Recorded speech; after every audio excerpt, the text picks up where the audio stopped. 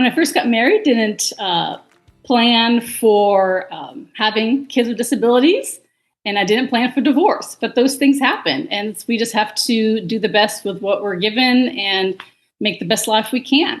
And so in raising my kids on the spectrum, there were a lot of challenges, and it was a team effort with me and my husband at the time. And so it kind of came as a shock to me after 21 years of marriage when I learned he wanted a divorce.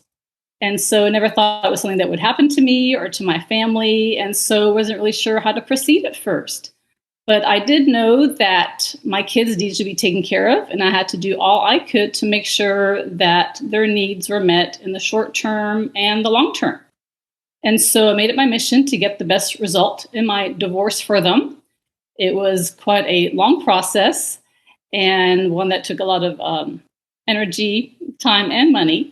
And so I decided that people really shouldn't have to go through the troubles that I went through to advocate for their family and figure out how to proceed and be successful in a special needs divorce.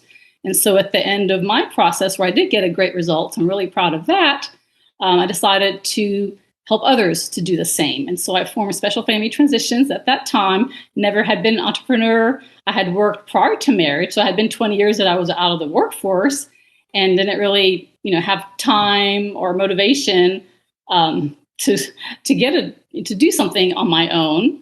I was lucky that my husband at the time had a job which would support us. And so I was a stay-at-home mom advocating for my kids and everything that I had to do for them to succeed at school and plan for the future.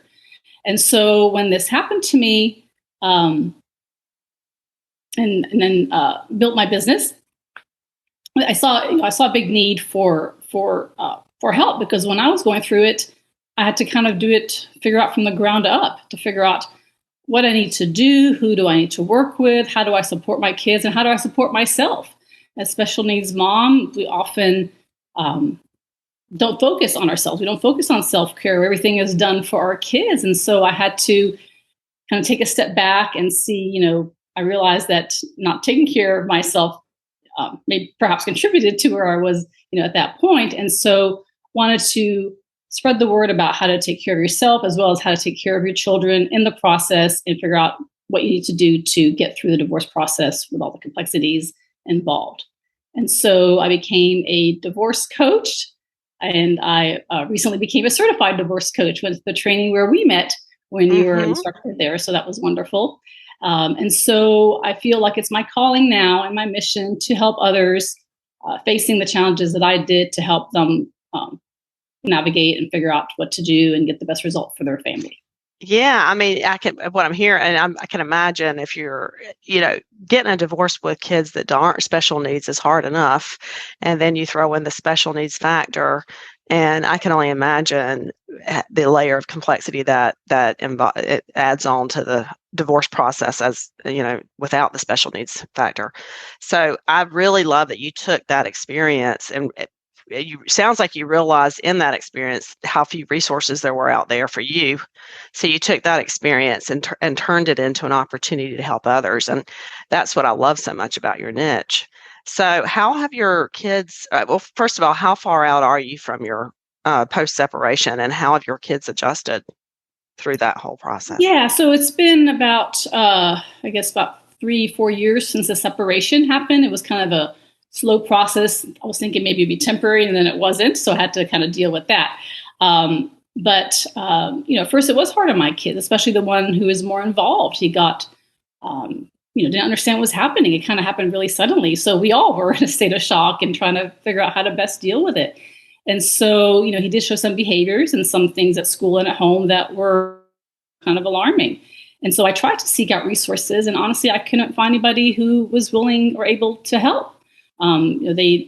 As the ones that I tried to reach out to, and I asked the school for recommendations and churches and different type of resources, but there really wasn't anyone I could find at the time who was comfortable working with a mostly nonverbal or not very communicative child or young adult at that point to help them through the process. So it kind of came down on me to support them. And so I created what they call a social story, which is where you kind of explain what's happening. And I did it with pictures and words, since mine can read, to kind of show, what's happening to our family. And so I was able to get pictures of Dad's new place right before they started going there for their very first time, which was something, new and scary for all of us. So I had to help them with that transition. And so, I was able to kind of create a little story format, which they read several times, and also at school, they helped support me there. So I definitely recommend reaching out to the schools and having them as part of your team as well to help support the children during this difficult time. And so with that, it became kind of like an adventure, because we used to do social stories going on vacation and doing all kinds of new experiences. And so they knew, okay, this is something that we've got a little bit of insight into now. So it wasn't as scary for them to go into a new place for the first time without Mom for the first time. So to me, that was scary. Dad used to travel, so they were used to Dad not being around, but not indefinitely, being Yeah. And probably not used to being with him without you there. Exactly. I mean, he'd be there for maybe a couple hours at a time, but he never had them for a whole weekend. So that was a new experience for him too, right? And so I tried to provide as much support and information as I could for him to best support them. And so depending on the type of person you're dealing with, sometimes that approach is helpful. Sometimes they'd rather do it their own way. And, I learned that everyone has a different way of parenting. And as long as they come home alive and fed, I guess that's a thumbs up. Yeah. Well, and honestly, I think you bring up a good point. So many people worry, especially moms, worry about moving into a custody arrangement and not being able to oversee the parenting of their kids when they're in their partners or co-parents' custody. And it's a little bit of a leap of faith, and in most cases the leap of faith works out, and you just have to kind of trust the process. So and usually with kids, depending on their age, and I would imagine with your kids, emotionally, they were probably younger than their actual chronological age. With most kids, it takes a bit of an adjustment period for them to get okay with the custody agreement.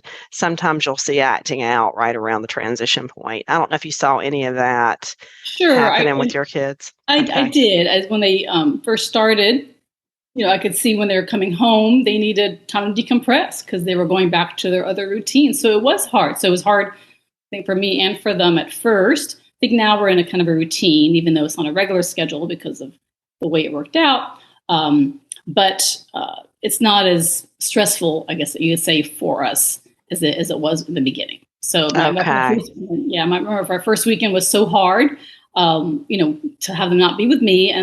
And I was blessed that some neighborhood ladies invited me to go out to dinner that evening. So I didn't have to be alone. Wonderful. Yeah. Now I use that time, honestly, to work on what I need to do. Because as a full-time mom, round the clock, I don't have time to do some things. And so I tried to make the best use of that time to work on me, to work on my business, and just, relax as well. Well, I'll tell my clients often, at first it's so daunting to have a whole weekend to yourself. And, but pretty much in every case with my clients, they do get to a point where they look forward to that me time. It's hard to imagine when you're first getting separated that that day could come that you actually look forward to it. But I think it gives you time to reset, focus on you and get some of your own needs met. And then when the kids come back around, you're able to better parent them because you got that little bit of time to yourself. Has that been your experience? Okay. I would agree. And I would say also for other people who are, having to deal with this is be as civil and professional, a co-parent as you can. You may not get along or see eye to eye on a lot of things, but, you're both still the parents, and they look to both of you to set a good example. And so that's been important to me, to carry myself in such a way that, my kids see who I am and learn from me as an example. And so, I can't speak to other people's actions and how they act, but, they see that this is Mom and they can rely on Mom. And, I'm not there to say anything negative about their dad or anybody else. So, that's another really good point. I think you can't control what happens in the other house, right? But you can control what happens in your house. So working on providing that safe place for them, so when they come back to you, they know is going to be a secure base, a place where they have their mom and they know they're going to be nurtured and loved and they're going to have good routine and structure and boundaries. That often will offset any deficiency, if there is any deficiency in the other home. So good for you that you figured that out. Good for Yeah, your and that's kids. and that was an approach really I took throughout my whole divorce, is putting my kids first.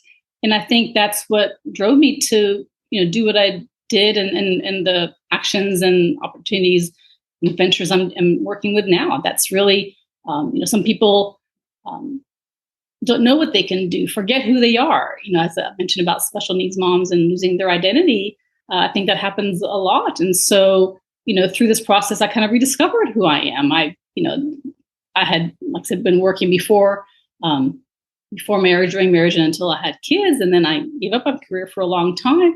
Well, now here I am kind of re-energized that I have a new project